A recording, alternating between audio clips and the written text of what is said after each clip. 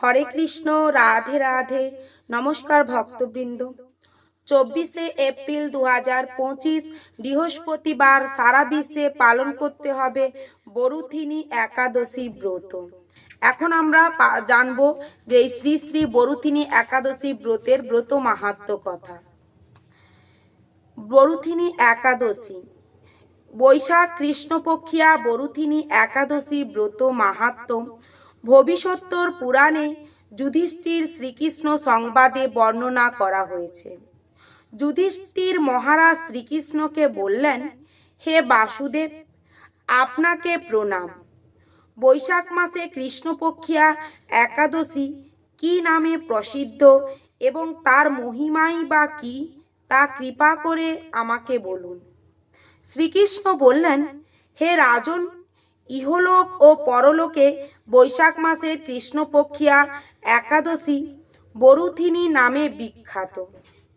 এই ব্রত পালনে সর্বদা সুখ লাভ হয়, পাপ ক্ষয় এবং সৌভাগ্য প্রাপ্তিও ঘটে। দুর্ভাগা স্ত্রীলোক এই ব্রত পালনে সর্ব সৌভাগ্য লাভ করে থাকে। ভক্তি ও মুক্তি প্রদানকারী এই ব্রত সর্ব পাপ হরণ, গর্ভবাস যন্ত্রণা বিনাশ করে। এই ব্রত প্রভাবে মান্ধাতা, ধুন্ধুমার আদি রাজারা কিন্তু দিব্যধাম গমন করেছেন বা দিব্যধাম লাভ করেছেন। এমনকি মহাদেব শিবও এই ব্রত পালন করেছিলেন।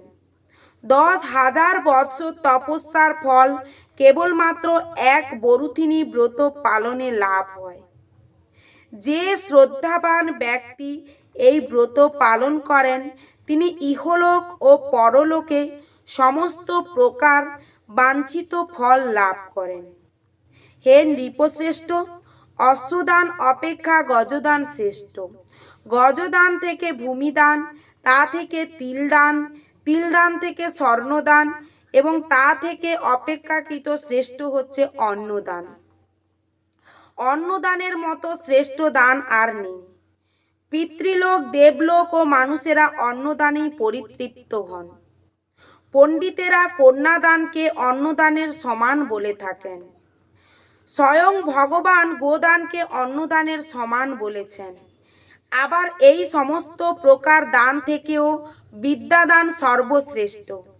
কিন্তু এই বরুথিনী ব্রত পালনে সেই বিদ্যাদানের সমান ফল লাভ হয়ে থাকে।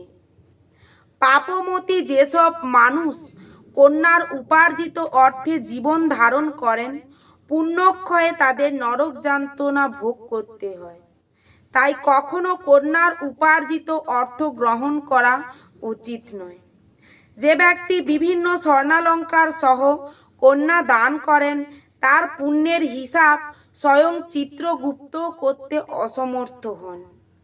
কিন্তু বরুথিনী ব্রত পালনকারী কন্যা দান থেকেও বেশি ফল লাভ করে।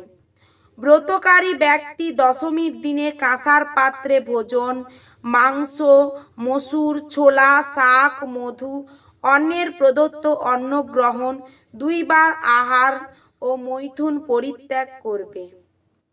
দ্রুতক্রীড়া, নেশা জাতীয় দ্রব্য, দিবানিদ্রা, পরনিন্দা, পরচর্চা, প্রতারণা, চুরি, হিংসা, মৈথুন, ক্রোধ ও মিথ্যা বাক্য একাদশীর দিনে বর্জনীয়। কাঁসার পাত্রে ভোজন, মাংস, মসুর, মধু, তেল, মিথ্যা ভাষণ, ব্যায়াম, 2 বার আহার ও মৈথুন এসব দ্বাদশীর দিনেও পরিত্যাজ্য।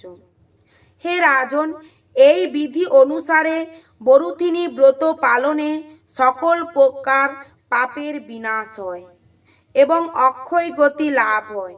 যিনি হরিবাসরে রাত্রি জাগরণ করে ভগবান জনার্দনের পূজা করেন, তিনি সর্ব পাপ মুক্ত হয় এবং পরম গতি লাভ করেন। তাই সূর্যপুত্র যমরাজের যাতনা থেকে পরিত্রাণের জন্য পরম যত্নে এই একাদশী ব্রত পালন করা কর্তব্য। বরুথিনী একাদশীর ব্রত কথা শ্রদ্ধা সহকারে পাঠ বা শ্রবণ করলে সহস্র গোদানের ফল লাভ হয় এবং সর্ব পাপ থেকে মুক্ত হয়ে বিষ্ণুলোকে গতি হয়। এই হলো শ্রী শ্রী বৈশাখ মাসের কৃষ্ণপক্ষিয়া একাদশী বরুথিনী একাদশীর ব্রতের ব্রত মাহাত্ম্য কথা। ভক্তবৃন্দ, এই যে বরুথিনী একাদশীর কত বড় মাহাত্ম্য তা আমরা জানলাম পাঠ করে। এই একাদশী আমরা যার পুজো করে থাকি দেবাদিদেব মহাদেব, তিনিও কিন্তু এই একাদশী ব্রত পালন করেছেন। বিভিন্ন ধুন্ধুমার আদি সমস্ত রাজা তারা কিন্তু দিব্যধাম গমন করেছেন শুধুমাত্র এই একাদশী ব্রত পালনের মধ্য দিয়ে। তাই অবশ্যই আমাদের ভক্তি ভরে এই বৈশাখ মাসের কৃষ্ণপক্ষিয়া একাদশী ব্রত পালন করা উচিত। আর একাদশীর দিনে বেশি বেশি করে হরিনাম জপ, নাম সংকীর্তন, তুলসী মহারানী সেবা পূজা ইত্যাদি করা উচিত এবং ভগবানের বিভিন্ন লীলা পাঠ করা উচিত। শ্রীমদ্ ভগবদ্ গীতা, বিশেষ করে এই একাদশীর দিন কিন্তু আমরা যে একাদশী করি না কেন সেই একাদশীর দিন একাদশীর ব্রত মাহাত্ম্য কথা আমাদের বেশি বেশি করে পাঠ অথবা শ্রবণ করতে হবে। তাই একাদশীর দিন ভোজনের দিকে বেশি বিলাসিতা না দেখিয়ে আমাদের উচিত ভজনের দিকে বিলাসিতা দেখানো। আর কেশব প্রিয়া শ্রীহরি অর্থাৎ আমাদের যে ভগবান স্বয়ং শ্রীকৃষ্ণর প্রধানতম 3টি মাসের মধ্যে এই বৈশাখ মাস কিন্তু খুবই গুরুত্বপূর্ণ মাস। আর এই মাস বর্তমানে আমাদের এই মাস চলছে, তাই এই মাসে আমাদের বেশি বেশি করে তুলসী মহারানীর সেবা করা উচিত। কারণ তুলসী মহারানী সন্তুষ্ট হলে ভগবান বিষ্ণুও কিন্তু সন্তুষ্ট হন বা ভগবান বিষ্ণুর অশেষ কৃপা লাভ করা যায়।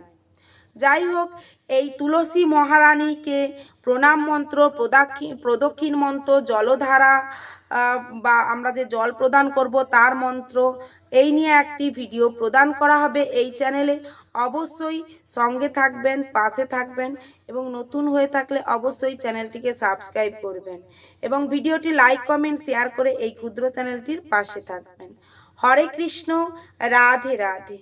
এবং আমার সাথে শ্রীকৃষ্ণ ও রাধারানীর কৃপা লাভ করুন।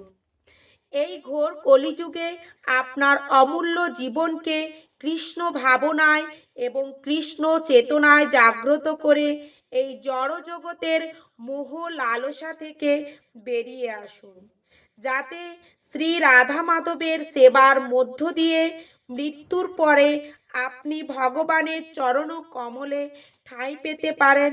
সেই পথ আজ থেকেই প্রশস্ত করুন। তাই আমার সঙ্গে একসঙ্গে বলুন, হরে কৃষ্ণ কৃষ্ণ কৃষ্ণ হরে হরে, হরে রাম রাম রাম হরে হরে। হরে কৃষ্ণ, রাধে রাধে।